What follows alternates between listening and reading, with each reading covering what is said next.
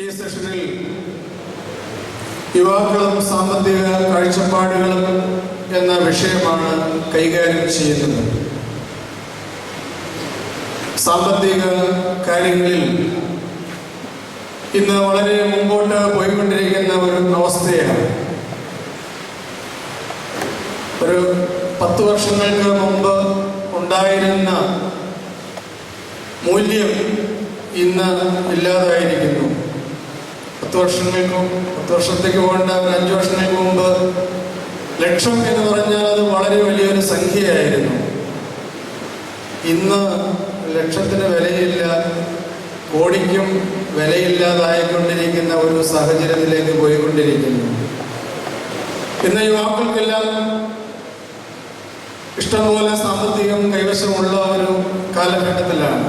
കാരണം 18 വയസ്സ് കഴിയുമ്പോഴത്തേക്കും എന്തെങ്കിലും ഒരു ജോലിയൊക്കെ ആയി 5 or 6 ശമ്പളങ്ങൾ വാങ്ങുന്ന ഒരു അനുഭവ തലത്തിലാണ് നമ്മൾ മുമ്പോട്ട് പോയിക്കൊണ്ടിരിക്കുന്നത്. കയ്യിൽ സാമ്പത്തികം കൂടിക്കഴിയുമ്പോൾ അത് ഏത് രീതിയിൽ എങ്ങനെ വിനിയോഗിക്കണം എന്നുള്ളതിനെ സംബന്ധിച്ച് യാതൊരു കാഴ്ചപ്പാടുമില്ലാതെ മുമ്പോട്ട് പോയിക്കൊണ്ടിരിക്കുന്നു. സമൂഹത്തിൽ പ്രശ്നങ്ങൾ ഉണ്ടാക്കിക്കൊണ്ടിരിക്കുന്ന ഒരു സംഗതിയാണ് അധികാരവും യൗവനവും സാമ്പത്തികവും എന്നുള്ളത്. ഈ ഒരു സാഹചര്യത്തിൽ ഈ സാമ്പത്തികം ഏത് രീതിയിൽ എങ്ങനെ കൈകാര്യം ചെയ്യണമെന്നതിനെ സംബന്ധിച്ച്, അതിനെക്കുറിച്ചുള്ള കാഴ്ചപ്പാടുകൾ ഏത് രീതിയിലായിരിക്കണമെന്നത് സംബന്ധിച്ച് ബഹുമാനപ്പെട്ട തോമസ് വർഗീസ് തമ്മിലച്ഛൻ നമുക്ക് വിശദീകരിച്ചു തരും. അച്ഛൻ്റെ ക്ലാസ്സിനായിട്ട് നമുക്ക് കാതോർക്കാം. ഞാൻ കൂടുതൽ പറയേണ്ട കാര്യമില്ല. അച്ഛനെ ക്ലാസ്സിനായി ക്ഷണിച്ചുകൊണ്ട് ഞാൻ എൻ്റെ വാക്കുകളെ അവസാനിപ്പിക്കും. എൻ്റെ ആത്മീയ പിതാവ്, ഗുരുവും വഴികാട്ടിയും ഇത്തരം വേദിയിൽ ആകസ്മികമായി നിൽക്കുവാൻ എന്നെ സജ്ജനാക്കിയ ഈ കോൺഫറൻസിൻ്റെ മുഖ്യ രക്ഷാധികാരി അഭിനന്ദ തോമസ് മാതാനാസുസ്മുത്ര പോലത്തെ തിരുവേനി, വേദിയിൽ അധ്യക്ഷപദത്തിലിരിക്കുന്ന വന്ദന ആചാര്യ ശ്രേഷ്ഠൻ, മലങ്കര സഭയുടെ വിവിധ കോണുകളിൽ നിന്ന് 76ാമത് അന്തർദേശീയ യുവജന സമ്മേളനത്തിൽ പങ്കെടുക്കുന്ന അനുഗ്രഹീതരെ, വളരെ ആകസ്മികമായി ഈ വേദിയിൽ നിൽക്കുകയാണ്. ഞങ്ങളെ അറിയിച്ചിരുന്നതുപോലെ കേരള സംസ്ഥാന പ്ലാനിംഗ് ബോർഡ് കമ്മിറ്റി അംഗം ശ്രീ CP ജോൺ സാറാണ് ഈ ക്ലാസ് ഇന്ന് കൈകാര്യം ചെയ്യേണ്ടത്. വളരെ വൈകി, ഏതാണ്ട് 1.25 മണിക്കൂർക്ക് മുമ്പാണ് അദ്ദേഹം എത്തിച്ചേരില്ല എന്നുള്ള ഒരു സന്ദേശം നമുക്ക് ലഭിക്കുന്നത്. അതിൻ്റെ പിന്നിൽ പ്രോഗ്രാം കമ്മിറ്റിയുടെ ചുമതല വഹിക്കുന്ന ഒരു വ്യക്തി എന്ന നിലയിൽ ഈ സാഹസികത ഞാൻ ഏറ്റെടുക്കേണ്ടി വന്നതുകൊണ്ടാണ് ക്ഷമാപണത്തോടുകൂടി ഒരു പകരക്കാരൻ്റെ റോളിൽ നിൽക്കുന്നത്. ഒരു പകരക്കാരൻ്റെ റോളിൽ നിൽക്കുന്നത് സന്തോഷമുള്ള വസ്തുതയാണ്. കാരണം ഒരു യുവജന പ്രസ്ഥാനത്തിലൂടെ വളർന്നു വന്ന എനിക്ക് ആ പ്രസ്ഥാനത്തിൻ്റെ കേന്ദ്ര കമ്മിറ്റി അംഗമായും ഒരു ഭദ്രാസനത്തിൻ്റെ വൈസ് പ്രസിഡന്റ് സ്ഥാനത്ത് പ്രവർത്തിക്കാൻ അവസരം കിട്ടിയപ്പോഴും എന്നും യുവന പ്രസ്ഥാനത്തിൻ്റെ പല വേദികളിലും പകരക്കാരനായി മാത്രം നിൽക്കുവാനുള്ള അവസരവും ഭാഗ്യവും ലഭിച്ചിട്ടുള്ളത് എന്ന് നന്ദിപൂർവ്വം ഓർക്കുന്നു. വീണ്ടും ഒരു പകരക്കാരനായി നിൽക്കുവാൻ കഴിഞ്ഞതിൽ സംഘാടകരോട് നന്ദിയും സ്നേഹവും ആമുഖമായി വിനീതമായിട്ട് ലഭിച്ചിരിക്കുന്ന വിഷയം യുവാക്കളും സാമ്പത്തിക കാഴ്ചപ്പാടുകളുമാണ്. ഈ ക്ലാസ് ഞാൻ എങ്ങനെ ആരംഭിക്കുവാനാണ് ആഗ്രഹിക്കുന്നത്? സാമ്പത്തിക കാഴ്ചപ്പാടുകളുടെ ഏറ്റവും നൂതനമായി പുറത്തു വന്ന ഒരു ദൃശ്യമാണ് 52 മുറിവുകളിലൂടെ കേരളത്തിൽ കാണപ്പെട്ട ഒരു രക്തസാക്ഷ്യം. അതിന് പിന്നിൽ പലവിധ കാരണങ്ങളുണ്ട്. അത് അന്വേഷിക്കുവാൻ എനിക്ക് CBI ഉദ്യോഗം ഇല്ല. പക്ഷെ പത്രമാധ്യമങ്ങളിലൂടെ കണ്ടെത്തുന്ന ഒരു വസ്തുതയുണ്ട്. പണം നൽകിയ മനുഷ്യ ജീവിതത്തിൽ 52 പോരാഞ്ഞിട്ട് 102 വെട്ടുവരെയും എത്തിക്കുവാൻ കഴിയുന്ന മൃഗീയതയിലേക്ക് മനുഷ്യൻ എത്തുന്നതിന് പിന്നിൽ സാമ്പത്തികമാണ്. അതുകൊണ്ട് സമ്പത്ത് എന്നതിനെപ്പറ്റി ചിന്തിക്കുമ്പോൾ മനുഷ്യന്റെ ജീവന് പോലും വിലയില്ലാതായി മാറുന്ന ഒരു കാഴ്ചപ്പാടിൽ നിന്നുകൊണ്ടാണ് മലങ്കരയുടെ യൗവനങ്ങൾ സാമ്പത്തിക കാഴ്ചപ്പാടുകളെ പറ്റി ചിന്തിക്കുന്നത്. രണ്ടാമത് മറ്റൊന്നുള്ളത് വേദപുസ്തക കാഴ്ചപ്പാടാണ്. ഞാനൊരു മാത്തമാറ്റിക്സ് വിദ്യാർത്ഥിയായിരുന്നു. വേദപുസ്തകത്തിലൂടെ കടന്നു പോകുമ്പോൾ വേദപുസ്തകത്തിന്റെ സാമ്പത്തിക കാഴ്ചപ്പാടുകളിലേക്ക് വളരെ പെട്ടെന്ന് കടന്നു ചെല്ലുവാനൊക്കെ വേണം ഒരു എക്സസൈസ് നിങ്ങൾക്ക് നൽകുവാൻ ആഗ്രഹിക്കുകയാണ്. വേദപുസ്തകത്തിൽ നമ്മൾ കാണുന്നുണ്ട് 5 അപ്പവും 2 മീനും കൊണ്ട് 5000 പേരെ പോഷിപ്പിച്ചു. ബാക്കി എത്ര? 5 അപ്പവും 2 മീനും കൊണ്ട് 5000 പേരെ പോഷിപ്പിച്ചപ്പോൾ, പ്രൊഫിറ്റ് എന്ന് വിളിക്കുന്നത് ശരിയല്ലെങ്കിലും ഈ ക്ലാസിന്റെ സൗകര്യാർത്ഥം അത് നമുക്ക് പ്രൊഫിറ്റ് എന്ന് വിളിക്കാം. 5 അപ്പവും 2 മീനും കൊണ്ട് 5000 പേരെ പോഷിപ്പിച്ചപ്പോൾ ബാക്കി എത്ര? 12 കൊട്ട. ആർക്കും ഇവിടെ സംശയമില്ല. ഇത് ആധുനിക സാമ്പത്തിക ശാസ്ത്രത്തിന്റെ നമ്മയൊക്കെ വളരെ മുന്നോട്ട് ചലിപ്പിക്കുന്ന സുന്ദരമായ ഒരു ദർശനമാണ്. 5 അപ്പം കൊണ്ട് 5000 പേരെ പോഷിപ്പിക്കുമ്പോൾ 12 കൊട്ട തികച്ചും ബാക്കിയാകുന്ന ഒരു സാമ്പത്തിക ശാസ്ത്രം വളരെ സൗകര്യമാണ്. വളരെ സന്തോഷത്തോടും ആനന്ദത്തോടും ഈ സാമ്പത്തിക ശാസ്ത്രം കൈകാര്യം ചെയ്യാൻ കഴിയും. പക്ഷെ എന്നെ കുഴയ്ക്കുന്ന, നിങ്ങളിൽ പലരെയും കുഴയ്ക്കുന്ന മറ്റൊരു കണക്ക് വേദപുസ്തകത്തിലുണ്ട്. ഇതേ സംഭവം തന്നെ വേദപുസ്തകത്തിൽ മറ്റ് ഒരിടത്ത് രേഖപ്പെടുത്തിയിരിക്കുന്നത് ശ്രദ്ധിക്കുമല്ലോ. അവിടെ നമ്മൾ കാണുന്നു 7 അപ്പവും കുറേ മീനും കൊണ്ട് 4000 പേരെ പോഷിപ്പിച്ചു. ബാക്കി എത്ര? 7 അപ്പവും കുറേ മീനും കൊണ്ട് 4000 പേരെ പോഷിപ്പിച്ചു. ബാക്കി എത്ര? 7 കൊട്ടയാണ്. തിരുമേനി ഒരിക്കലും ചോദിക്കാത്തൊരു കണക്കാണ്. ഒന്ന് കണക്കൂട്ടിക്കും. 5 അപ്പവും 2 മീനും കൊണ്ട് 5000 പേരെ പോഷിപ്പിച്ചു. എത്ര കൊട്ട? 12 കൊട്ട. എന്നാൽ 7 അപ്പവും, ശ്രദ്ധിക്കുക, 7 അപ്പവും കുറേ മീനും കൊണ്ട് എത്ര പേരെ പോഷിപ്പിച്ചുള്ളൂ? കേവലം 4000 പേരെ മാത്രമേ പോഷിപ്പിച്ചുള്ളൂ. ബാക്കി എത്ര? ഈ കണക്ക് ശരിയാവും? ഈ കണക്ക് ഒരിക്കലും ശരിയാകില്ല. കാരണം നമ്മുടെ സാമ്പത്തിക ശാസ്ത്രത്തിന്റെ അടിത്തറ invest more and get more profit എന്നാണ്. കൂടുതൽ നിക്ഷേപിക്കുക, കൂടുതൽ. ഇതാണ് ആധുനിക സാമ്പത്തിക ശാസ്ത്രത്തിന്റെ ആധാരമായി, അടിസ്ഥാനമായി, ആധാരശിലയായി രൂപാന്തരപ്പെടുന്നത്. ഇവിടെയാണ് CP ജോൺ സാർ എങ്ങനെയാണ് കൈകാര്യം ചെയ്യുന്നത് എനിക്ക് അറിഞ്ഞുകൂടാ. പക്ഷെ ഇവിടെ ഈ ഒരു അടിസ്ഥാന തത്വശാസ്ത്രം, ഞാനിത് ക്രിസ്തുവിനോട് ചോദിച്ചാൽ തമ്പുരാന്റെ മറുപടി എന്താണ്? ക്രിസ്തു പറയും, അച്ഛൻ പഠിപ്പിച്ച കണക്ക് അച്ഛന്റെ കയ്യിലിരിക്കും. അച്ഛൻ പഠിച്ച കണക്കിന്റെ രീതിശാസ്ത്രം, അതിന്റെ മെത്തഡോളജി, അതിന്റെ സമവാക്യങ്ങൾ, ഇക്വേഷൻസ്, അത് അച്ഛന്റെ കയ്യിലിരിക്കും പ്രകാരം. പക്ഷെ ഞാൻ കണക്ക് കൂട്ടുന്നതിന് there is a different perspective. എന്റെ യവനങ്ങളുടെ ആദ്യമേ ഉറപ്പിക്കുമുള്ളത് there is a crystal clear perspective. വേദപുസ്തക കാഴ്ചപ്പാടിലേക്കും സാമ്പത്തിക ദർശനങ്ങളിലേക്കും കടന്നു വരുമ്പോൾ വിശുദ്ധ വേദപുസ്തകം വിഭാവനം ചെയ്യുന്ന, വിശുദ്ധ വേദപുസ്തകം ദർശനം ചെയ്യുന്ന കൃത്യമായ ഒരു നിർവചനമുണ്ട്. ഈ നിർവചനത്തിൽ എല്ലാവരുടെയും അടിസ്ഥാന ആവശ്യങ്ങൾ പൂർത്തീകരിക്കുന്ന ഒരു സാമ്പത്തിക ശാസ്ത്രത്തെ പറ്റിയാണ് വേദപുസ്തകം വിഭാവനം ചെയ്യുകയും ദർശനം ചെയ്യുകയും ചെയ്യുന്നത്. നാമകൻ അവസാനിപ്പിക്കുകയാണ്. ഇവിടെ ശക്തമായ ഒരു ഏറ്റുമുട്ടലുണ്ട്. ഞാൻ സൂചിപ്പിച്ചു, പണം നൽകിയാൽ മനുഷ്യ ജീവിതത്തിൽ 52 വെട്ടുകൾ എത്തിക്കാൻ കഴിയുന്ന മൃഗീയതയുള്ള ഒരു സാമ്പത്തിക ശാസ്ത്രവും, മനുഷ്യന്റെ ആവശ്യത്തിനു വേണ്ടി എല്ലാ സാമ്പത്തിക സമസ്യകളും മാറ്റി നിൽക്കുന്ന, എല്ലാ ലാഭനഷ്ട കണക്കുകളുടെ പാരാമീറ്റേഴ്സും മാറ്റി നിൽക്കുന്ന ഒരു സാമ്പത്തിക ശാസ്ത്രവുമുണ്ട്. ഇത് തമ്മിലുള്ള ഒരു വ്യക്തമായ സംഘടനയുടെ നടുവിലാണ് മലങ്കര ഓർത്തഡോക്സ് സുറിയാനി സഭയുടെ 76ാമത് അന്തർദേശീയ സമ്മേളനം യുവാക്കളും സാമ്പത്തിക കാഴ്ചപ്പാടുകളും എന്ന വിഷയത്തെ പറ്റി ചർച്ച ചെയ്യുന്നത്. നമുക്കറിയാം, സാമ്പത്തിക ശാസ്ത്രത്തിന്റെ പിതാവ് എന്നറിയപ്പെടുന്നത് മഹാനായ ആഡം സ്മിത്താണ്. ആഡം സ്മിത്താണ് സാമ്പത്തിക ശാസ്ത്രത്തിന്റെ പിതാവായി അറിയപ്പെടുന്നത്. സാമ്പത്തിക ശാസ്ത്ര പിതാവായി അദ്ദേഹം അറിയപ്പെടുമ്പോൾ അദ്ദേഹം സാമ്പത്തിക ശാസ്ത്രത്തെ നിർവചിച്ചത് എങ്ങനെയാണ്? ഇങ്ങനെയാണ്, there is an invisible hand. അതിനാണ് എക്കണോമി എന്ന കൺസെപ്റ്റിനെ ചരിത്രത്തിൽ ആദ്യമായി നിർവചിച്ച ആഡം സ്മിത്ത് സാമ്പത്തിക ശാസ്ത്രത്തെ പറ്റി പറയുന്നു, that is an invisible hand. അത് അദൃശ്യമായ ഒരു കരമാണ്. ആ അദൃശ്യമായ കരങ്ങളിൽ ലഭിക്കുന്ന ഒരു വസ്തുതയാണ് സാമ്പത്തിക ശാസ്ത്രം എന്നാണ് ആഡം സ്മിത്ത് നിർവചിക്കുവാൻ കഴിയുന്നത്. അതേ തുടർന്നാണ് ലോകത്തിൽ സാമ്പത്തിക ശാസ്ത്രത്തിന്റെ ആധാരമായ വിപണി, മാർക്കറ്റ് എന്ന സംവിധാനം ഉണ്ടാകുന്നത്. നിങ്ങൾക്കറിയാം, ഏറ്റവും പുരാതനമായ മാർക്കറ്റ് സംവിധാനം എന്താണ്? ഏറ്റവും പ്രാചീനവും ഏറ്റവും പൗരാണികവും ഏറ്റവും പുരാതനവുമായ ഒരു വിപണി, ഒരു മാർക്കറ്റ് എന്ന് പറയുന്നത് എന്താണ്? ഞാൻ പഠിപ്പിച്ച വിദ്യാർത്ഥികളോടെയുണ്ട്, അവരുടെ ഉത്തരം പ്രതീക്ഷിക്കുന്നില്ല. നിങ്ങളുടെ ഉത്തരം മനസ്സിലാക്കാൻ കഴിയുന്നുണ്ട്. ലോകത്തിലെ ഏറ്റവും പ്രാചീനവും പൗരാണികവും പ്രാഥമികവുമായ വിപണി സംവിധാനം എന്താണ്? Yes, very good. ബാർട്ടർ സംവിധാനം എന്ന് പേരിട്ട് വിളിക്കും. എന്താ ബാർട്ടർ സംവിധാനം? എന്റെ വീട്ടിൽ കുറെ ചക്കയുണ്ടായി. ഞാൻ ചക്ക കൊണ്ട് തോരൻ വെച്ചു, ചക്ക കൊണ്ട് ഉപ്പേരി വെച്ചു, ചക്ക കൊണ്ട് അവിയൽ വരെ ഉണ്ടാക്കി. എന്നിട്ട് ചക്ക തീരുന്നില്ല. അപ്പോഴാണ് അപ്പുറത്തെ പറമ്പിൽ കൂടുതൽ മാങ്ങയുണ്ടായി എന്ന് തിരിച്ചറിഞ്ഞത്. മാങ്ങ കൊണ്ട് ഉപ്പിലിട്ടു, മാങ്ങ കൊണ്ട് അച്ചാറിട്ടു, മാങ്ങ കൊണ്ട് കാണിക്കാവുന്നൊക്കെ കാണിച്ചു, എന്നിട്ടും മാങ്ങ അധികം. അപ്പൊ ഇവർ രണ്ടുപേരും തമ്മിലൊരു മ്യൂച്വൽ അഗ്രിമെന്റ് ഉണ്ടാക്കി. അവർ ചിന്തിച്ചു, എന്റെ കയ്യിൽ വരുന്ന അധികം വരുന്ന ചക്ക ഞാൻ എന്തു ചെയ്യണം, എന്റെ കയ്യിൽ വരുന്ന അധികം മാങ്ങ ഞാൻ എന്താണ് ചെയ്യേണ്ടത്. അവർ തമ്മിലൊരു മ്യൂച്വൽ അഗ്രിമെന്റ്, എന്റെ ചക്ക നിനക്ക് തരാൻ പകരം നിന്റെ മാങ്ങ. അതാണ് വിപണി. അപ്പൊ ഈ വിപണിയുടെ ഒരു അടിസ്ഥാനപരമായ ഒറ്റ ദർശനമേ ഉള്ളൂ, എന്റെ ആവശ്യങ്ങൾ പൂർത്തീകരിക്കും. അതാണ് ലോകത്തിൽ സാമ്പത്തിക ശാസ്ത്രം ആരംഭിക്കുമ്പോൾ ഒറ്റ ദർശനമേ ഉണ്ടായിരുന്നു. ഇവിടെ പാസ്ബുക്ക് ഇല്ലായിരുന്നു, അവിടെ അക്കൗണ്ട് ഇല്ലായിരുന്നു, അവിടെ FD ഇല്ലായിരുന്നു, ഡിപ്പോസിറ്റ് ഇല്ലായിരുന്നു, പലിശ ഇല്ലായിരുന്നു. There is a one and only fundamental principle. ഒരൊറ്റ ദർശനങ്ങൾ മാത്രമേ ഉണ്ടായിരുന്നുള്ളൂ.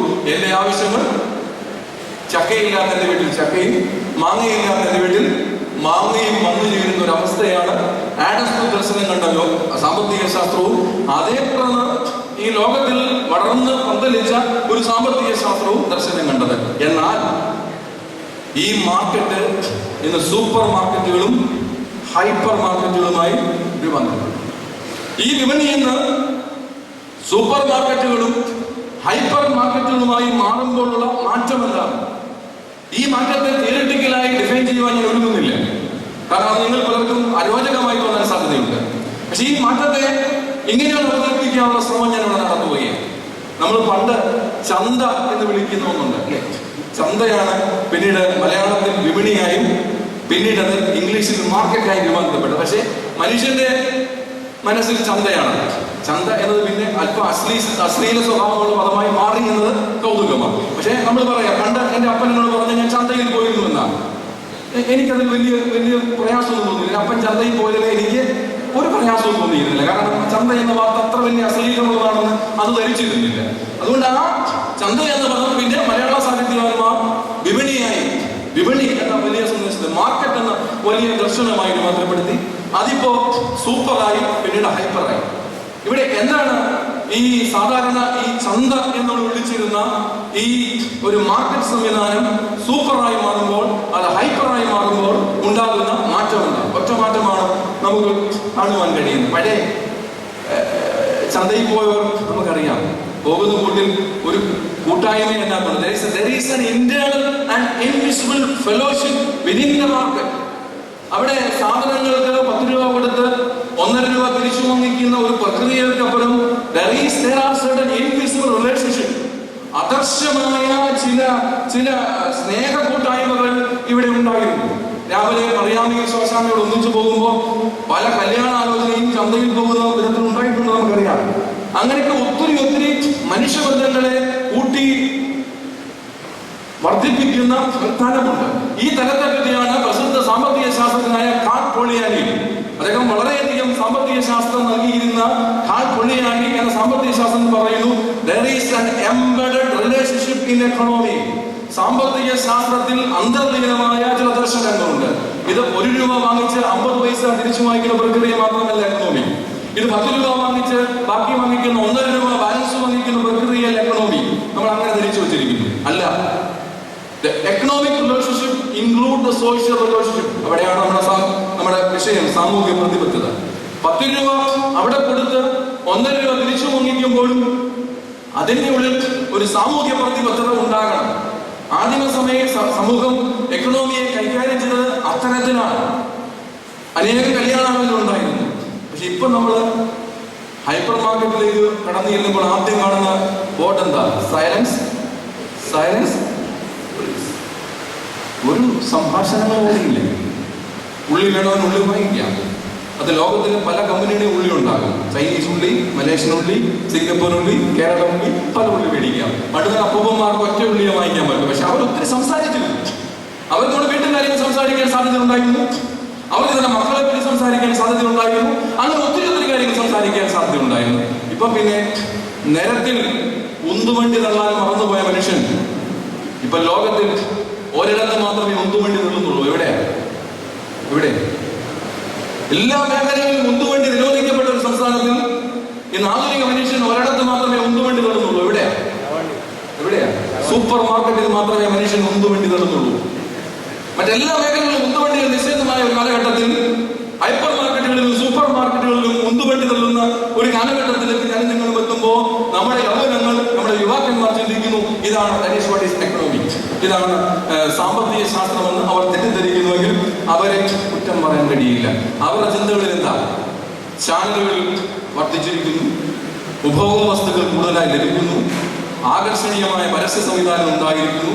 അപ്പം തീർച്ചയായും മോനെ മനസ്സിൽ ഒന്നല്ല, ഒരു 14 ലഡു ഒന്നിച്ചു പൊട്ടുന്നു.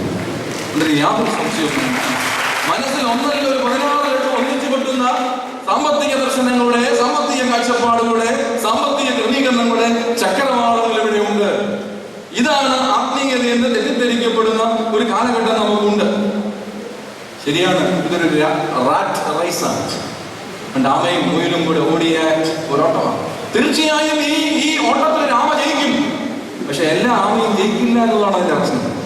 ഈ ഓട്ടത്തിൽ തീർച്ചയായും ഒരു ആമയ്ക്ക് ജയിക്കുവാൻ കഴിയും. എന്റെ വീട്ടിൽ എന്റെ ചേച്ചിക്ക് 25,000 രൂപയ്ക്ക് ശമ്പളം ഉണ്ടാകും. എന്റെ വീട്ടിൽ എന്റെ അപ്പനും 50,000 രൂപയുടെ ശമ്പളം ഉണ്ടാകും. But that is not a unique entity and that is not a unique nature of Indian economy. Indian സാമ്പത്തിക ശാസ്ത്രത്തിന്റെ അടിസ്ഥാന തലം എന്റെ വീട്ടിൽ ഒരു ചേച്ചിക്ക് വല്ലപ്പോഴും ഒക്കെ കിട്ടുന്ന 25,000 രൂപയല്ല. സാമ്പത്തിക ശാസ്ത്രം പറയുന്നു, ആഗോളവൽക്കരണ പ്രതീകരണം പറയുന്നു, ഇന്ത്യയിൽ ദരിദ്ര സമ്പന്ന അന്തരം 1:120. 120 പട്ടിണി പാവങ്ങൾ പിറക്കുമ്പോൾ അവരുടെ നിറയിലും അവരുടെ കണ്ണുനീരിലും അവരുടെ വേദനകളിലും ചവിട്ടു നിന്നുകൊണ്ടാണ് ഒരു ധനവാൻ പിറക്കുന്നത്. എത്രമാത്രം ഇൻഇക്വാളിറ്റിയുടെ, എത്രമാത്രം അൺജസ്റ്റ് ഡിസ്ട്രിബ്യൂഷന്റെ കാലഘട്ടത്തിലേക്ക് എക്കണോമി എത്തുന്നു എന്നത് നാം മറന്നു പോകരുത്. ഇവിടെയാണ് ഉന്നതമായ ഒരു സാമ്പത്തിക കാഴ്ചപ്പാട്. ഇനി സഭയുടെ പ്രത്യേക ധാരയിലേക്ക് വന്നിട്ട് നിൽക്കിയാൽ മലങ്കര ഓർത്തഡോക്സ് സുറിയാനി സഭയുടെ എക്കണോമിക് കൺസെപ്റ്റ് എന്താ? തീർച്ചയായും മലങ്കര സഭ മർത്തോമൻ പാരമ്പര്യം, നസ്രാണി ക്രിസ്ത്യാനി, നസ്രാണി എന്ന പദം തന്നെ ധ്വനിപ്പിക്കുന്നത് അവൻ കച്ചവടത്തിലും കാർഷിക രംഗത്തും പ്രവർത്തിച്ചവൻ എന്ന തലമാണ് നസ്രാണി എന്ന പദത്തിന്റെ അർത്ഥതല. അവൻ കച്ചവടത്തിലും അവൻ ട്രേഡിലും, ഇത് രണ്ടും നസ്രാണിയുടെ തലമായിരുന്നു. പക്ഷെങ്കിൽ അവൻ ഒരിക്കലും അവന്റെ ഇടങ്ങൾ വിട്ട് പുറത്തേക്ക് പോകുന്നവനായിരുന്നില്ല. ഇടങ്ങൾ വിട്ട് പുറത്തു പോകുന്നവനല്ല, അവൻ സ്വന്തം അവന്റെ ചുറ്റുപാടിൽ നിൽക്കുന്നവനായി. ഇന്ന് ഈ കാഴ്ചപ്പാടൊക്കെ മാറി. ഇന്ന് കേരള തന്നെ ഡയസ്പോറ കമ്മ്യൂണിറ്റി. നമ്മുടെ ഡയസ്പോറ എന്ന് പദം ഉപയോഗിക്കുന്ന ഒന്ന് ഡൽഹി, മദ്രാസ്, കേരളം, അമേരിക്ക, UK. ഞാൻ പറഞ്ഞു തെറ്റി. Kerala itself become a diaspora community. ഞാൻ പ്രതിദാനം ചെയ്യുന്ന അരമനപ്പള്ളി, തിരുവേലിയുടെയും എങ്ങനെയും കാഴ്ചപ്പാട് ഒരു local parish. No, it is not a local parish. ഇത് ലോക്കൽ പാരീഷ് അല്ല. ഇത് UAE പോയി വിവാഹമോചനം നടത്തുന്ന പെൺകുട്ടിയുടെ കാര്യത്തിലും ഇവിടെ ബദലിൽ നിന്നുകൊണ്ട് ഞാൻ ഇടപെടേണ്ടി വരുന്നു. ഇംഗ്ലണ്ടിൽ പോയി എന്റെ ഒരു ആത്മീയ കുഞ്ഞാണ് അവിടെ അക്രൈസ്തവനാളുമായി കല്യാണം നടത്തിയാൽ പോലും അതിലും ഞാൻ ഇടപെടേണ്ടി വരുന്നു. അതുകൊണ്ടാണ് ഞാൻ പറയാൻ ശ്രമിച്ചത്.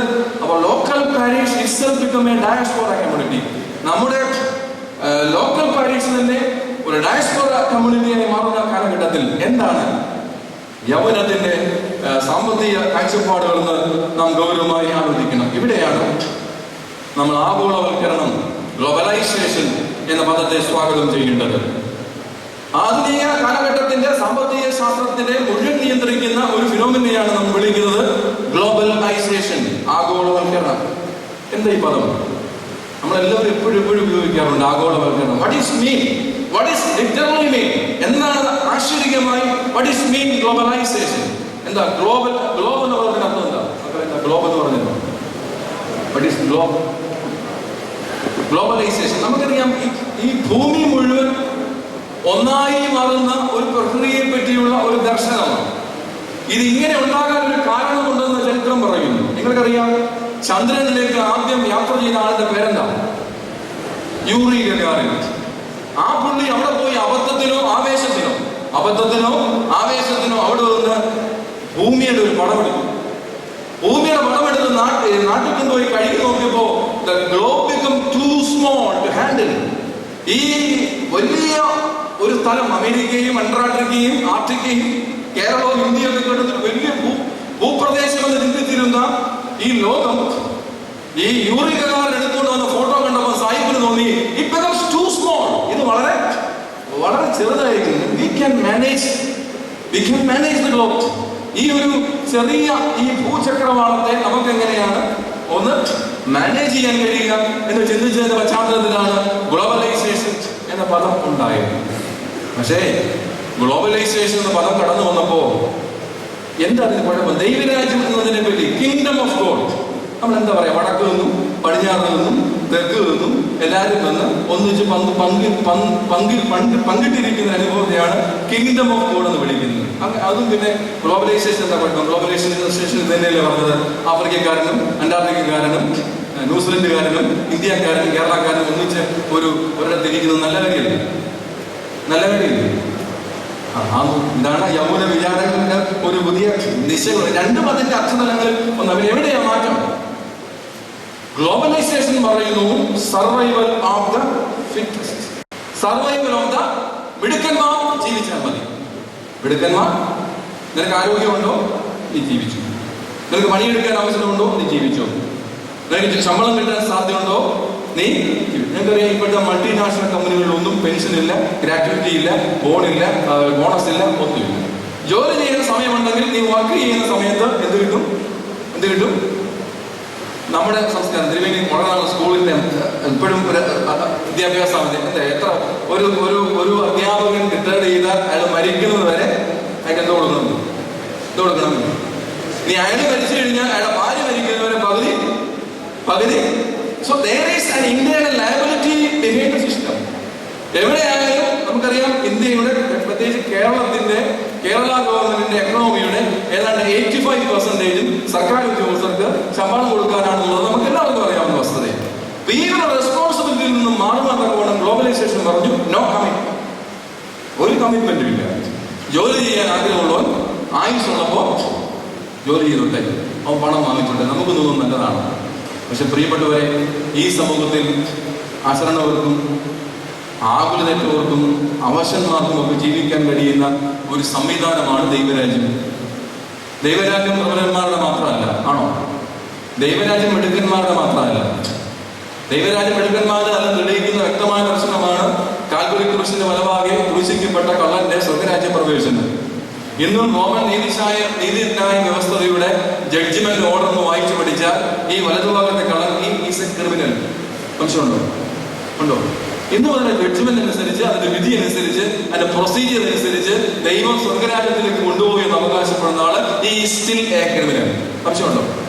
അദ്ദേഹം ഒരു ക്രിമിനൽ സ്വഭാവമുള്ള വ്യക്തിത്വമാണ്. പക്ഷെ ദൈവത്തിന്റെ ഒരു മാനദണ്ഡവും ദൈവത്തിന്റെ ഒരു കാഴ്ചപ്പാടും വളരെ വ്യത്യസ്തമാണ് എന്നത് അടിവരയിടുവാൻ തക്കവണ്ണം. അതുകൊണ്ട് ഗ്ലോബലൈസേഷനും ദൈവരാജ്യവും ഒന്നാണ് എന്ന തെറ്റിദ്ധാരണ നമുക്ക് ഉണ്ടാകാൻ പാടില്ല.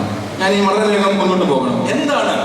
എന്തിനാണ് അച്ഛന്മാര് മറ്റു പലരും ഈ ആഗോളവൽക്കരണത്തെ പറ്റി ഇത്ര ആശങ്കാഭരിതരാകുന്നത്? എന്തുകൊണ്ട് ഈ ഒരു സാമ്പത്തിക ക്രമീകരണത്തെ പറ്റി നമ്മൾ എന്തിനാണ് ഇത്ര വലിയ ആകാംക്ഷഭരിതരായി മാറുന്നത്? 2-3 കാരണങ്ങൾ ഞാൻ പറയട്ടെ.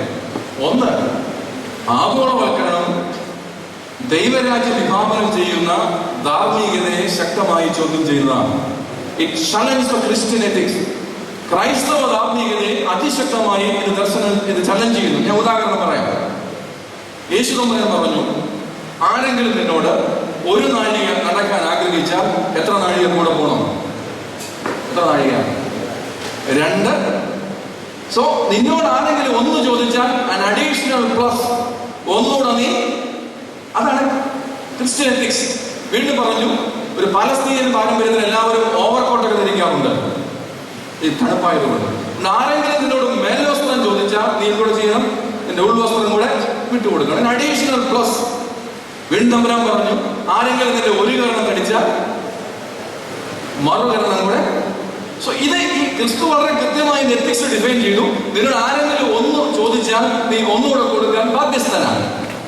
പക്ഷെ ഇന്നത്തെ ആഗോളവൽക്കരണം സാമ്പത്തിക ശാസ്ത്രജ്ഞൻ പറയുന്നു, 5 നെബുല സോപ്പ് വാങ്ങിക്കുമ്പോൾ ഉജാല ഫ്രീ. ഉറക്കെ പറഞ്ഞ് അത് ആർക്കാ? എനിക്കോ നാട്ടുകാർക്കോ? 100 ഗ്രാം പേസ്റ്റ് വാങ്ങിക്കുമ്പോൾ എത്ര ഗ്രാം? 50 gram free. നമ്മളിപ്പോ മലയാള മനോരമ വായിക്കുമ്പോഴും അത് കുടിച്ചാൻ പറയുന്നത് നീ വായിച്ചോ തമ്പോല കളിച്ചോ എന്നാണ്. കോളം വെട്ടാം, 4 കസവസാരി വരെ ഒരു ദിവസം കിട്ടും. നല്ലതാണ്. സ്വർണ്ണക്കടക്കാരുടെ പോയാൽ അവനെന്താ പറയുന്നത്? പണിക്കൂലി. അതിനിടയ്ക്ക് ഇപ്പം ദിലീപ് രംഗത്ത് വന്നിരുന്നു, ഇത് അവൻ മേടിച്ച കാശ് ക്ലിയർ ചോദിക്കണം. അതുകൊണ്ട് ഇതൊരു ഒരു പുതിയ ധാർമ്മികത തലങ്ങളിലേക്ക് ഇപ്പൊ നമ്മള് സോപ്പ്, ലെക്സിന്റെ സോപ്പ് ഇട്ട് ഒരയോടൊരയാണ്. എന്തിന്? പിള്ളേർക്കറിയാം അതിന്റെ കുട്ടൻസ്. ഉള്ളിൽ സ്വർണ്ണ നാണയം ഉണ്ടെന്നാണ് അവകാശവാദം. അതുകൊണ്ട് ഈ ഒരു ദർശനങ്ങളാണ് എന്തൊന്ന് കിട്ടിയാലും ഒന്ന് ഇങ്ങോട്ട് ലഭിക്കുന്ന കാഴ്ചപ്പാടിലേക്കാണ് നമ്മുടെ സാമ്പത്തിക ശാസ്ത്രം വളരുന്നത്. പക്ഷെ ക്രൈസ്തവ ധർമ്മശാസ്ത്രവും സാമ്പത്തിക ശാസ്ത്രവും ദർശനം കണ്ടത് ഇതിനോട് ഒന്ന് ചോദിച്ചാൽ ഒന്ന് അങ്ങോട്ട് കൊടുക്കുവാൻ കഴിയുന്ന ദർശനങ്ങളിൽ നിന്നാണ് ഇത് വളരുന്നതെന്ന് നാം മറന്നു പോകാതിരിക്കണം എന്നുള്ള കാര്യം ഓർമ്മപ്പെടുത്തണം. രണ്ട്, ഈ ആഗോളവൽക്കരണത്തിന്റെ കീഴിലുള്ള സാമ്പത്തിക ശാസ്ത്രം ഉന്നം ചെയ്യുന്നതാണ് പാട്രൺഷിപ്പ്. എല്ലാവർക്കും അറിയാം. ഇതിന് ഏറ്റവും വലിയ ബലിയാടായി മാറിയ ഒരു സഭയാണ് ഓർത്തഡോക്സ് സഭ. എന്താ അറിയാമോ? ഈ തിരുമേനിമാരൊക്കെ കൂടി കാതോലിക്ക സ്ഥാനത്തിന് പാട്രൺഷിപ്പ് എടുത്തിരുന്നെങ്കിൽ ഈ ഗതികേട് നമുക്കൊന്നും തരത്തില്ല. കക്കൂസിലും മുറുമുറി പോകുന്നതിനും വരെ 3 മാലയുടെ കാതോലിക്കന്മാർ കേരളത്തിൽ ഉണ്ടാകുകയില്ല. ഇതിന്റെ പാട്രൺഷിപ്പ് അടിയന്തരമാണ്. പിന്നെ എന്റെ ഒരു ആശ്വാസം, ഒറ്റ ആശ്വാസം മാത്രമേ എനിക്കുള്ളൂ. നിങ്ങൾക്കറിയാം, മാർക്കറ്റിലേക്ക് ചെല്ലുമ്പോൾ ഒറിജിനലിന് മാത്രമേ ഡ്യൂപ്ലിക്കേറ്റ് ഉണ്ടാകത്തുള്ളൂ. ഒറിജിനൽ സാധനത്തിന് മാത്രമേ എന്തോ ഉണ്ടാകത്തുള്ളൂ. ഡ്യൂപ്ലിക്കേറ്റിന് ഒരിക്കലും ഡ്യൂപ്ലിക്കേറ്റ് ഉണ്ടാകാറില്ല. ചൈനീസ് ഉൽപ്പന്നങ്ങൾക്ക് ഒരിക്കലും ഒരു ഡ്യൂപ്ലിക്കേറ്റ് ഉണ്ടായിട്ട് എനിക്ക് അറിവില്ല, ഉണ്ടോ? പക്ഷെ റാഡോ വാച്ചിന് ഒറിജിനലായുള്ള ഉൽപ്പന്നങ്ങൾക്ക് എന്തോ ഉണ്ടാകും, തീർച്ചയായും അതിന് ഡ്യൂപ്ലിക്കേറ്റ് ഉണ്ടാകും. അപ്പം കേരളത്തിലേക്ക് ക്രൈസ്തവ പാരമ്പര്യത്തിലേക്ക് വന്നാട്ടെ. കേരളത്തിലെ ക്രൈസ്തവ പാരമ്പര്യത്തിന്റെ മാർത്തോമൻ പാരമ്പര്യത്തിന്റെ തനിമയും പൈതൃകയും തദ്ദേശീയയും സ്വാതന്ത്ര്യബോധവും എല്ലാ ശ്രേഷ്ഠതയും പ്രൗഢിയും ഒക്കെ പേർന്ന ഏറ്റവും ആഠ്യത്വമുള്ള ഒരു പദമാണ് കാതോലിക്ക. അതിന്റെ മലങ്കര പോലത്തെ പദപ്രയോഗം ഇന്ന് കേരളത്തിൽ എത്ര പേരാണ് നോക്കുന്നത്? ഏറ്റവും അവസാനം കൊട്ടാരക്കര വീട്ടിൽ കല്യാണം കഴിച്ച പുള്ളി വരെ കാതോലിക്കയായി എത്ര കൊണ്ട് വേണ്ട. എന്താണ് സംഭവിക്കുന്നത്? ക്രെഡിബിൾ ഒറിജിനൽ സ്ഥാനമായി മാറും. ഞാൻ പലപ്പോഴും ആലോചിച്ചിട്ടുണ്ട്. മർത്തോമാ സഭയ്ക്ക് വലിയ മെത്രാപ്പോലിത്ത എന്ന പദമുണ്ട്, ആരും വേണ്ട, ആരും എടുക്കുന്നില്ല. CSC സഭയ്ക്ക് മോഡറേറ്റർ സ്ഥാനമുണ്ട്, ആരും എടുക്കാൻ എനിക്കറിയാൻ വയ്യ, ആരും കൊണ്ടുപോകാൻ എനിക്കറിയാൻ വയ്യ. പെന്തിക്കോസ്ത് സഭയ്ക്ക് സ്റ്റേറ്റ് ഓവർസിയർ പാസ്റ്ററും ഡിസ്ട്രിക്ട് ഓർഗനൈസ് പാസ്റ്ററും ഒക്കെ ഉണ്ട്, അത് ആർക്കും വേണ്ട. ഇവിടെ എല്ലാവർക്കും വേണ്ടത് എന്താണ്? അത് തന്നെ ക്രെഡിബിലിറ്റി എന്നാണ് എന്റെ വാദം. അത് തന്നെ ഇത് ഒറിജിനലാണ്, ഇത് തന്നെയുള്ളതാണ് എന്ന് വെക്കുന്നു എന്നാണ്. ഞാൻ പാരൻഷിപ്പിനെ പറ്റി പറയാൻ വന്നത്. ഇത് നമ്മൾ പാരൻഷിപ്പ് എടുക്കാത്തതുകൊണ്ടാണ് ഇത് സംഭവിച്ചത്. എന്നാൽ സായിപ്പ് നമ്മളെ പോലെ മണ്ടനല്ല. സായിപ്പ് നമ്മളെക്കാൾ മിടുക്കനാണ്. അവരിതൊക്കെ വളരെ ദീർഘദർശനത്തോടു കൂടി കാണുന്നുണ്ട്. പ്രത്യേകിച്ച് ഞാൻ പെട്ടെന്ന് ഉദാഹരണം പറയാം. കുറുന്തോട്ടി എല്ലാവർക്കും അറിയാമല്ലോ. കുറുന്തോട്ടി എല്ലാവർക്കും അറിയാം. It's an herbal plant. ലോക വിപണിയിൽ, ആഗോള വിപണിയിൽ വളരെയേറെ മാർക്കറ്റുള്ള ഒരു ഹെർബൽ പ്ലാന്റും ഒരു ഹെർബൽ മെഡിസിനൽ എൻറ്റിറ്റിയുമാണിത് കുറുന്തോട്ടി. അപ്പോ ഇവിടെ ഇരിക്കുന്ന പാവപ്പെട്ട ജോൺ ഡാനിയൽ കോറപ്പിസ്കോപ്പ് ഒത്തിരി പറമ്പൊക്കെ ഉള്ള അച്ഛനാണ്. അപ്പൊ അച്ഛൻ വിചാരിക്കുകയാണ്, എന്റെ വീട്ടിൽ ധാരാളം കുറുന്തോട്ടിയുണ്ട്, ഇപ്പൊ പെൻഷനാകാൻ പോവുകയാണ്, തിരുമേനി ശമ്പളം കൊടുക്കത്തില്ല, അപ്പൊ ഇത് കഴിയുമ്പോൾ ഞാൻ എന്താ ചെയ്യുന്നത്? അപ്പൊ അമേലച്ചന്റെ വാക്കുകളിൽ ആവേശകരനായി ജോൺ ഡാനിയൽ കോറപ്പിസ്കോപ്പ് അച്ഛൻ കാര്യം ചെയ്തു. അമേലച്ചൻ പറഞ്ഞു, ആഗോള വിപണിയിൽ കുറുന്തോട്ടിക്ക് നല്ല അപ്പൊ അച്ഛൻ ഈ കുറുന്തോട്ടിയൊക്കെ വാരി കെട്ടിക്കൊണ്ട് ആഗോള മാർക്കറ്റ് ഒരു സങ്കല്പിയ എൻറ്റിറ്റിയാണ്. എങ്കിലും ആഗോള മാർക്കറ്റ് എന്നതിന് നമുക്ക് മനസ്സിലേക്ക് ഒന്ന് സംശയിക്കാം. ഈ ആഗോള മാർക്കറ്റിലേക്ക് അച്ഛന്റെ കാറിൽ എത്തി കടന്നു പോകുമ്പോൾ സെക്യൂരിറ്റി ഗാർഡ് തീർച്ചയായിട്ടും അച്ഛനെ തടയും. അച്ഛനോട് ചോദിക്കും, ഇവിടെ പോവാം. അച്ഛൻ പറയും, എന്റെ വീട്ടിലുണ്ടായ എന്റെ കുറുന്തോട്ടി എവിടെ വെക്കാൻ പോവാ? മാർക്കറ്റിൽ. ഉടനെ സായിപ്പിന്റെ പോലീസ് പറയും, അച്ഛൻ പോയി വരെ പണി നോക്കിക്കോണം. കാരണം ഇതിന്റെ ആഗോള വിപണിയിൽ ഇതിന്റെ ഉടമസ്ഥാവകാശം അച്ഛനല്ല, പിന്നെ ആർക്കാണ്? എനിക്കാണ്. ഞാൻ അവിടെ ലളിതമായിട്ട് പറഞ്ഞു, this is what I mean partnership. ഈ ഒരു തലങ്ങളിലൂടെ ഉപ്പ് തൊട്ട് കർപ്പൂരം വരെ എല്ലാ സാധനങ്ങളുടെയും അവകാശങ്ങളും പൈതൃകങ്ങളും വല്ലവന്റെ കയ്യിലാണെന്ന് ഇന്നത്തെ യുവാക്കൾ മറന്നു പോകരുത്. ഭാരതം എന്ന് കേട്ടാൽ അഭിമാനപൂരിതമായി മാറുന്ന നമ്മുടെ സങ്കല്പങ്ങളിൽ നമ്മുടെ സാമ്പത്തിക ശാസ്ത്രങ്ങളിൽ നിന്ന് അടിമത്തത്തിന് തടവറയിലാണ്. ഭാരതീയ സാമ്പത്തിക ശാസ്ത്രം എന്ന അടിമത്തത്തിന് തടവറയിലാണ്. ഒരു ജനിച്ചു വീഴുന്ന ഓരോ കുഞ്ഞും ദിവസേന പിറന്നു വീഴുമ്പോൾ തന്നെ മില്യൺ കണക്കിന് രൂപയുടെ അടിമത്തം പേറിക്കൊണ്ട് ഭാരത മണ്ണിലേക്ക് പിറന്നു വീഴുന്നു എന്നുള്ള അടിസ്ഥാനപരമായ ദൗത്യത്തെയും നിയോഗത്തെയും ഞാൻ നിങ്ങളും തിരിച്ചറിയണം. ഇനി മൂന്നാമതായി സാപ്പ് എന്ന പദം ഉപയോഗിക്കാറുണ്ട്. സാപ്പ്, സ്ട്രക്ചറൽ അഡ്ജസ്റ്റ്മെന്റ് പോളിസീസ് എന്നതിനർത്ഥം സ്ട്രക്ചറൽ അഡ്ജസ്റ്റ്മെന്റ് പോളിസീസ് എന്നാണ് അതിന്റെ അർത്ഥം. ഞാൻ വിശദീകരിക്കാം. എന്താണ് സ്ട്രക്ചറൽ? ആധുനിക സാമ്പത്തിക ശാസ്ത്രത്തിന് കീഴിൽ what we mean by structural adjustment policies. അത് തിയററ്റിക്കൽ മോഡിലേക്ക് പോകുന്നില്ല. നിങ്ങൾക്ക് മനസ്സിലാക്കുന്ന ഭാഷ സംസാരിക്കാൻ കഴിഞ്ഞാൽ, മക്കളെ, നമ്മൾ ആദ്യം കണ്ടു തുടങ്ങിയ ടി വി അതെങ്ങനെയാണ്? അതിന്റെ സ്വഭാവം എന്തെങ്ങനെയാണ്? ഒരു വലിയ വെട്ടി, അതിന്റെ മണ്ടയ്ക്ക് വലിയൊരു കോല്, അതിനെ നമ്മളെന്ന് വിളിച്ചത് ആന്റീന. എത്ര ചാനൽ കിട്ടുമായിരുന്നു? ഈ വടിയും കമ്പും വെച്ച് ടി വി കണ്ടപ്പോ എത്ര ചാനൽ കിട്ടുമായിരുന്നു? DD1, DD2, DD4, പിന്നെ കുറച്ച് കഴിഞ്ഞപ്പോൾ DD1 മലയാളം, അത്രേ ഉള്ളൂ. പക്ഷെ ഇന്നോ എല്ലാവരുടെ വീട്ടിൽ ഈ വടി മാറി കൊടയായി. വടി മാറി എന്തുവായി? കൊടയായി. ഇപ്പൊ എത്ര ചാനൽ കിട്ടും? 300 ചാനൽ നമുക്ക് കിട്ടും. വേണ്ടതും വേണ്ട ഒരു സെൻസർഷിപ്പ് ഇവിടെയില്ല. ഒരു സെൻസർഷിപ്പ് ഇല്ലാതെ വിദേശ മാധ്യമങ്ങൾക്ക് പോലും ഇവിടേക്ക് കടന്നു കയറി ഇവിടെ കുഴപ്പങ്ങൾ ഉണ്ടാക്കാനുള്ള സാധ്യതയുണ്ട്. ഞാൻ കണ്ടു ഉദാഹരണം ഞാൻ പറയാം. അയോധ്യ ഗ്രാമക്ഷേമം തകർക്കപ്പെടുമ്പോ ഇത് ഭാരത സർക്കാർ വളരെ സെൻസേഷണലായിട്ട് നിരോധിച്ചപ്പോ കേരളത്തിൽ മുഴുവൻ, ഭാരതത്തിൽ മുഴുവൻ ഈ വാർത്ത എത്തിച്ചു കൊടുത്തത് ആ ഇന്ത്യയിൽ സ്വതന്ത്രമായി പ്രവർത്തിച്ചിരുന്ന BBC ആണ്. ഇന്ത്യയിലെ പല ഭാഗത്തും വർഗീയ ലഹളകൾക്ക് ആക്കം കൂട്ടിയത് സ്വതന്ത്രമായി BBC പോലുള്ള ചാനലിന് ഇവിടെ ഭാരതത്തിലേക്ക് കടന്നു വന്ന് പ്രവർത്തിക്കുവാനുള്ള ഒരു സാഹചര്യങ്ങൾ പ്രസാർ ഭാരതി ബില്ലിന്റെ സാധ്യതകളോടി ഇവിടേക്ക് കടന്നു വന്ന ഒരു ഗ്ലോബലൈസേഷന്റെ, ആധുനിക സാമ്പത്തിക ശാസ്ത്രത്തിന്റെ ആഹാര തലങ്ങളിലൂടെയാണ്. ഞങ്ങൾ കണ്ടു. കോമൺവെൽത്ത് ഗെയിം ഇവിടെ അരങ്ങേറിയപ്പോ ഒരു ഇംഗ്ലീഷ് ചാനലിന്റെ ഫോട്ടോഗ്രാഫർ കയ്യിൽ ഒരു ബോംബ് പോലുള്ള സാധനങ്ങളുമായി അതിന്റെ സെക്യൂരിറ്റി കവാടം വരെ എത്തിയിട്ട് ലോകത്തോട് പറഞ്ഞു, ഇന്ത്യയുടെ സുരക്ഷാ സംവിധാനം മുഴുവൻ ഫ്ലോപ്പാണ്.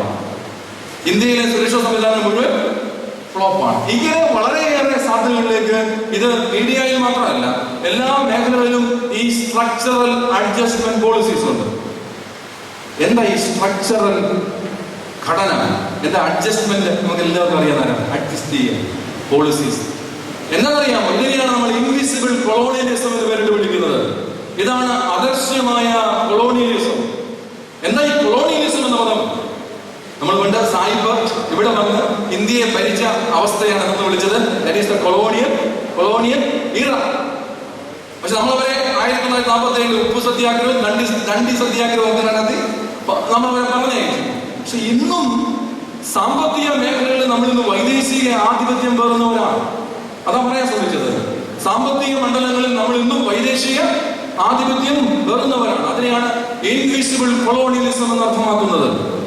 എന്താ അതിന് ഇൻവിസിബിൾ എന്ന് പേരിട്ട് വിളിക്കാൻ കാരണം? പണ്ട് സായിപ്പ് കേണൽ മൺറോയും വൈസ്രോയും ഒക്കെ വരുമ്പോൾ പുള്ളിയെ നേരിട്ട് കാണാമായിരുന്നു. അതുകൊണ്ട് ദാറ്റ് ഈസ് ഇൻവിസിബിൾ കൊളോണിയലിസം.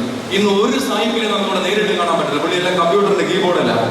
കമ്പ്യൂട്ടറിന്റെ കീബോർഡ് ഇരുന്നുകൊണ്ട് നിയന്ത്രിക്കുന്നതുകൊണ്ട് അവരുടെ ഇടപെടലുകളോ സാമ്പത്തിക ശാസ്ത്രത്തിന്റെ അട്ടിമറികളോ ഒന്നും ഇവിടെ കാണുവാൻ കഴിയുകയില്ല. ഇതിന്റെ ഭാഗമായിട്ട് വരുന്നതാണ് BOT. എന്താ BOT? ഇപ്പം തൃശ്ശൂര് തിരുമേനി വല്ലപ്പൊക്കെ വഴി പോകും. തൃശ്ശൂര് ഭയങ്കര മുട്ടമകളാണ്. ഈ കേരളത്തിലെ ഏറ്റവും വലിയ പ്രശ്നമായിട്ട് പറഞ്ഞത് BOT സംവിധാനങ്ങൾ. ഈ BOT സംവിധാനം എന്താ വരിക? അവൻ പണം മുടക്കും, പിന്നെ യാത്ര ചെയ്യുന്ന നമ്മള് അപ്പൊ ഇന്നത്തെ ഇങ്ങനെ ഈ സാമ്പത്തിക മേഖല എല്ലാ മേഖലകളെയും കടന്നാക്രമിക്കുമ്പോൾ സാമ്പത്തിക ശാസ്ത്രങ്ങൾ വരുന്നു. ഇന്നത്തെ state it is a shrinking state. എല്ലും കൂടമായി മാറിയ രാജ്യമാണ് ഇവിടെ. ഇവിടെ കൊടിവെച്ച കാർഡ് മാത്രമേ ഉള്ളൂ. കാരണം നമുക്കറിയാം, അത് അങ്ങനെ പറയാൻ കാരണമുണ്ട്. മെഡിക്കൽ രംഗത്ത് സബ്സിഡി കൊടുത്തിരുന്നു. ഇപ്പോൾ സർക്കാർ പറയുന്നു മെഡിക്കൽ രംഗത്തെ എല്ലാ സബ്സിഡിയും ഞങ്ങൾ പിന്മാറുന്നു. ഡീസലിന് സബ്സിഡി കൊടുത്തിരുന്നു. ഇപ്പം ഭാരത ഗവൺമെന്റ് പറയുന്നു ഇത് ഞങ്ങൾക്ക് ഓൺ ചെയ്യാൻ പറ്റില്ല, ഞങ്ങൾ സബ്സിഡി വിഡ്രോ ചെയ്യാൻ പോകുന്നു. പാചക ഗ്യാസിന് സബ്സിഡി കൊടുത്തിരുന്നു, ഇല്ലേ? ഞങ്ങൾ അതിൽ നിന്ന് വിഡ്രോ ചെയ്യാൻ പോകുന്നു. ഇങ്ങനെ എല്ലാ മേഖലകളിലും സബ്സിഡികളുണ്ട്. നമുക്കറിയാം, നമ്മുടെ വീട്ടിൽ ലഭിക്കുന്ന ഒരു ഗ്യാസ് കുറ്റി ഇപ്പൊ 475 രൂപയ്ക്കാണ് നമ്മൾ വാങ്ങിക്കുന്നത്. അതിന്റെ ഒറിജിനൽ പ്രൈസ് എന്താണെന്നറിയാമോ? ഒറിജിനൽ പ്രൈസ് 900 രൂപയാണ്. അതിന്റെ ഒറിജിനൽ പ്രൈസ്, ഒരു ഗ്യാസ് കുറ്റിയുടെ ഒറിജിനൽ പ്രൈസ് 900 രൂപ. നമുക്ക് ലഭിക്കുന്നത് എത്രയാണ്? 475. ബാക്കി രൂപ ആരാ കൊടുക്കുന്നത്? ഗവൺമെന്റാ കൊടുക്കുന്നത്, സബ്സിഡി കൊടുക്കുന്നുണ്ട്. ഇത് പെട്രോൾ ഉൽപ്പന്നങ്ങൾക്കും ഇന്നിപ്പം പെട്രോളിനെ സംബന്ധിച്ച് സമരമാണ്. ഡീസൽ ഉൽപ്പന്നങ്ങൾക്കും ഒക്കെ സബ്സിഡി ലഭിക്കുന്നു. അതുപോലെ മെഡിക്കൽ കോളേജിലേക്ക് ചികിത്സയില്ലാതെ സംവിധാനം ചെയ്യാൻ കഴിയുന്നു. KSRTC ഉണ്ട്, നമുക്ക് ഇങ്ങനെ ഒത്തിരി പൊതുമേഖലാ സ്ഥാപനങ്ങളുണ്ട്. പക്ഷെ ഇന്ന് ഭരണകൂടങ്ങൾ ഈ പൊതുമേഖലാ സഭാ മേഖലകളിൽ നിന്നെല്ലാം പിന്മാറാൻ ആഗ്രഹിക്കും. ഞങ്ങൾ പണമുള്ളത് നടത്തിക്കണം, സ്വന്തം പണമെടുത്ത് നോ കമ്മിറ്റ്മെന്റ്, നോ നോ. ഇവിടെ ഞാൻ ആദ്യ ഭാഗത്തേക്ക് മടങ്ങട്ടെ. 5 2 പേരും കൊണ്ട് 5000 പേരെ പോഷിപ്പിച്ചപ്പോൾ 12 കോട്ടയും, 7 കുറേ പേരും കൊണ്ട് 4000 പേരെ പോഷിപ്പിച്ചപ്പോൾ 7 കോട്ടയും സൃഷ്ടിച്ച തമ്പുരാന്റെ മാസം ധരിക്കുന്ന തമ്പുരാൻ പറഞ്ഞു, ആവശ്യക്കാരന്റെ ആവശ്യമാണ് എക്കണോമിയുടെ ആധാരം. ആവശ്യക്കാരന്റെ ആവശ്യമാണ് എക്കണോമിയുടെ ആധാരം. എന്റെ സമയം ഏതാണ്ട് പരിമിതമായി എന്ന ബോധ്യം എനിക്കുണ്ട്. അതുകൊണ്ട് ഞാൻ അതിവേഗം ഈ ക്ലാസ് ചില തിയോളജിക്കൽ സ്റ്റേറ്റ്മെന്റോട് നൽകി ഇവിടെ എത്തിക്കുവാനൊക്കെ വേണം കഴിയുക. ഇതിനു മുൻപ് സാമ്പത്തിക ശാസ്ത്രത്തെ പറ്റിയുള്ള ഒരു ഓർത്തഡോക്സ് സഭയുടെ ഒരു ദൈവശാസ്ത്ര ദർശനം തീർച്ചയായും രൂപപ്പെടേണ്ടിയിരിക്കുന്നു. ഓർത്തഡോക്സ് സഭയുടെ എക്കണോമി എന്നുള്ളത് ആരംഭിച്ചത്, ഈ സഭ നമുക്കറിയാം ഒരു വൈദേശിക ഒരു ഫോറിൻ ഫണ്ടും പേറുന്ന ഒരു സഭയല്ല, നമുക്കെല്ലാവർക്കും അറിയാം. അപ്പൊ നമ്മുടെ നസ്രാണി സമൂഹത്തിന്റെ എക്കണോമി ഞാൻ പറയും അരിപ്പിരിവാണ് ആദ്യത്തെ എക്കണോമിക് സിസ്റ്റം. ഭാരതീയ നസ്രാണി സമൂഹത്തിന്റെ, കേരളീയ നസ്രാണി സമൂഹത്തിന്റെ എക്കണോമിയുടെ ആദ്യത്തെ റോൾ മോഡൽ എന്താണ്? അരിപ്പിരിവ്. അത് കഴിഞ്ഞ് പിന്നെ നമ്മൾ എന്ത് ചെയ്തു? ലേലം, ആദ്യപല ലേലത്തിലേക്ക് മാറി. ഇപ്പൊ അതെല്ലാം മാറിയിട്ട് ഇപ്പൊ ദശാംശം എന്ന സംഗതിയിൽ, ദശാംശം ആദ്യമായിട്ടുള്ളതാണ്. പക്ഷെ ഇപ്പൊ ഓർത്തഡോക്സ് ഇപ്പോഴാണ് ദശാംശത്തെ പറ്റി ഗൗരവമായും കൂലങ്കഷമായി ചിന്തിക്കുന്ന ഒരു ദൗത്യമുണ്ട്. ഇവിടെ എന്താ പിതാക്കന്മാർ ദർശനം കണ്ട സാമ്പത്തിക ശാസ്ത്രം? എല്ലാം പറയാൻ പറ്റില്ല, പക്ഷെ ഒന്ന് നിങ്ങൾ ശ്രദ്ധയിലേക്ക് വരട്ടെ. നമ്മൾ എപ്പോഴും നോമ്പിൽ പാടാറുണ്ട്, 40 നോമ്പിനെ ഒന്ന് പാടിക്കുക, അറിയാമല്ലോ. 40 നോമ്പിനെ നോക്കുക നീ തീറ്റുക, അതാണ് പ്രധാനപ്പെട്ട തിയോളജിക്കൽ എത്തിറ്റി. 40 നോമ്പിനെ നോക്കുക നീ. എന്തിന് വൈ എന്തിന്? തീറ്റുക. It's a commitment and responsibility. It's a commitment and responsibility. 40 നോമ്പിനെ നോക്കുമ്പോൾ പിതാക്കന്മാർ വളരെ ദർശനമായി നമ്മെ കണ്ടു, വളരെ ആവേശത്തോടെ നമ്മളെ കണ്ടു. എന്താ? തീരില്ലാത്തവരെ കൂടെ തീറ്റുവാൻ കഴിയണം. അതുകൊണ്ടാണ് വിഖ്യാതനായ മലങ്കര സഭയുടെ അഭിമാനമായ ദേശാന്തരങ്ങളിൽ മലങ്കര സഭയുടെ യശസ്സും ശ്രേയസ്സും എത്തിച്ച ലോകവിഖ്യാതനായ വേദശാസ്ത്രജ്ഞൻ പുണ്യശ്ലോകനായ ഡോക്ടർ പൗലോസ് മാർ ഗ്രിഗോറിയോസിന് വേണ്ടി എഴുതി വെച്ചത്, poor are respected not because they are taking less from the nature, but they are the victims of injustice and they are friends of God. ഗ്രിഗോറിയോസിന് പറഞ്ഞു, poor are respected not because they are taking less from the nature. പ്രകൃതിയിൽ നിന്ന് വളരെ കുറച്ചു മാത്രം എടുക്കുന്നതുകൊണ്ടല്ല പാവപ്പെട്ടവൻ ഇവിടെ സംരക്ഷിക്കപ്പെടുന്നത്. but they are the victims of injustices. അനീതിയുടെ ബലിയാടുകളാണ്. and they are the friends of God. ദൈവത്തിന്റെ തലമായി സ്നേഹിതനായി മാറുന്നുവെന്ന്. വീണ്ടും കേരളത്തിൽ ചിന്തകൾ കൊണ്ടും ചിന്തകളിൽ നിറം പഠിപ്പിച്ച ബിഷപ്പ് എന്നറിയപ്പെടുന്ന ഡോക്ടർ പൗലോസ് മാർ പൗലോസ് പറഞ്ഞത്, ഈ അനുഭവത്തിൽ പറഞ്ഞു, നിശബ്ദരായിരിക്കാൻ നിങ്ങൾക്ക് എന്താണ് അധികാരം എന്ന് ചോദിക്കുന്ന തലങ്ങളിലേക്ക് എത്തുന്നു എന്നത് തിരിച്ചറിയാം. ഞാൻ അവസാനിപ്പിക്കുമ്പോൾ അവസാന ഭാഗത്തേക്ക്, what is the biblical concept of economy? എന്താണ് വേദപുസ്തകം വിഭാവനം ചെയ്യുന്ന സാമ്പത്തിക കാഴ്ചപ്പാടുകൾ? 6 കാര്യങ്ങൾ കമ്പിവാക്യത്തിൽ പറഞ്ഞ് അവസാനിപ്പിക്കാം. 1, 105-ാം സങ്കീർത്തനം 1 മുതൽ 15 വരെയുള്ള വാക്യങ്ങൾ പഠിക്കേണ്ടിയിരിക്കുന്നു. 105-ാം സങ്കീർത്തനത്തിന്റെ 1 മുതൽ 15 വരെയുള്ള വാക്യങ്ങൾ വളരെ അസന്നിഗ്ധമായി ദാവീദിന് ലഭിച്ച വെളിപാട് പറഞ്ഞു. എല്ലാവർക്കും തക്ക സമയത്ത് തീൻ കിട്ടേണ്ടതിന് ദൈവം എല്ലാത്തിനെയും ഉണ്ടാക്കി. എക്കണോമിയെ പറ്റി പറയുന്നു.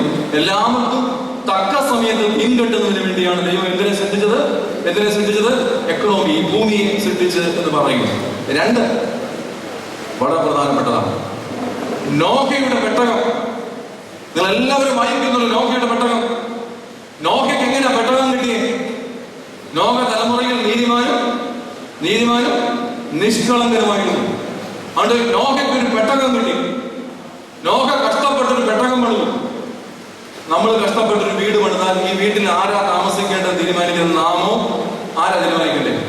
നമ്മൾ കഷ്ടപ്പെട്ടൊരു വീടുണ്ടാക്കിയാൽ ഈ വീട്ടിൽ താമസിക്കുന്നവരെ നിശ്ചയിക്കാനുള്ള അധികാരം ആർക്കാ? നമുക്കാ. പക്ഷെ നോഹ കഷ്ടപ്പെട്ടൊരു പെട്ടകം പണിതപ്പോ പെട്ടകത്തിലേക്ക് ആരൊക്കെ പ്രവേശിക്കണമെന്ന് തീരുമാനിച്ചത് ആരാ? ദൈവം. ദൈവം എങ്ങനെയാ തീരുമാനിച്ചത്?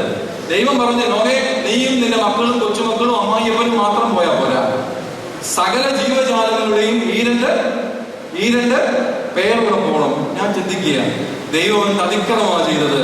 രാജവന്മാരുടെ 2 പേർ ഇതിനകത്തുണ്ട്. കരിമൂർഖന്റെ 2 ജോഡി ഇതിനകത്തുണ്ട്. ഇങ്ങേറ്റം ചിക്കൻ കുനിയാണ് 2 പേർ വരെ ഇതിനകത്തുണ്ട്. ഇത് എല്ലാവർക്കും അവസരം ഒരുക്കുന്ന ഒരു രക്ഷാസാധ്യതകളാണ്. വേദപുസ്തകം ദർശനം കാണുകയും വേദപുസ്തകം പങ്കുവെക്കുകയും വിഭാവനം ചെയ്യുകയും ചെയ്യുന്നത്. മൂന്നാമതെല്ലാം മന്നെ കൊടുത്ത സംഭവത്തെ പറ്റി പുറപ്പാട് പുസ്തകത്തിൽ കാണുന്നുണ്ട്. മന്ന നൽകുമ്പോൾ എന്താ നൽകിയത്? പട്ടിണി കൊണ്ട് നട്ടം തിരിഞ്ഞ ആളുകൾക്ക് ദൈവം മന്ന നൽകി. മന്ന നൽകിയപ്പോൾ ദൈവം പറഞ്ഞു 2 കണ്ടീഷൻ പറഞ്ഞു. എന്താ 2 കണ്ടീഷൻ? 1, അന്നേക്കുള്ളത് മാത്രമേ എടുക്കാവൂ. 2, നാളത്തേക്കുള്ളത് ശേഷിപ്പിക്കരുത്. പണ്ടേ ദൈവത്തെ അനുസരിച്ച് നമുക്ക് നമ്മുടെ പിതാക്കന്മാർക്ക് ശീലമില്ല. ഈ 2 കൽപ്പനകളും ആര് തെറ്റിച്ചു? ദൈവം തെറ്റിച്ചു. വേദപുസ്തകം പറയുന്നു, ചിലർ ഏറെയും ചിലർ കുറവും. അതെങ്ങനെ? ചിലർക്ക് ഏറെയും ചിലർക്ക് കുറവും ഉണ്ടാകാൻ കാരണം ഒന്നുകിൽ ഒരാൾക്ക് 8 മക്കളുണ്ടാകും, മറ്റൊരുത്തിന് 2 പിള്ളേരെ ഉള്ളത്. അവന്റെ കഴിവോടും ആകാം. ചിലര് അവന് കണ്ണ് കാണത്തില്ല, ചിലർക്ക് ഇവരെല്ലാവരും സമൂഹത്തിന്റെ ഭാഗമാണ്. ഇവരെല്ലാം കൂടെ പറക്കുമ്പോ കൂടുതൽ മക്കളുള്ളവനും കൂടുതൽ കയ്യൊപ്പുള്ളവനും എന്തോ കിട്ടും? കൂടുതൽ മന്ന കിട്ടും. അവനത് നാളത്തേക്ക് സൂക്ഷിച്ചു വെക്കും. എന്നാൽ അന്ന് ദൈവം കൊടുത്ത മന്ന കിട്ടാത്ത പല പട്ടിണി പാവങ്ങൾ ആ കൂട്ടത്തിലുണ്ട്, ഇല്ലേ?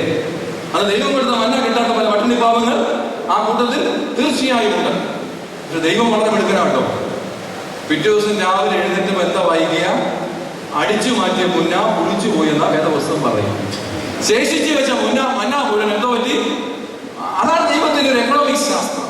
അന്ന് ഫ്രിഡ്ജ് കണ്ടുപിടിക്കാനും നന്നായി, അല്ലെങ്കിൽ ഇത് കുഴഞ്ഞു പോയിരുന്നു. അതുകൊണ്ട് ഈ ഒരു തലങ്ങളിലേക്ക്, ഒരു ലാഭത്തിന്റെ എക്കണോമിക് തലങ്ങളിലേക്ക് എത്തി എന്നത് വളരെ തലമാണ്. 2 കാര്യങ്ങൾ പറഞ്ഞത് അവസാനിപ്പിക്കാം.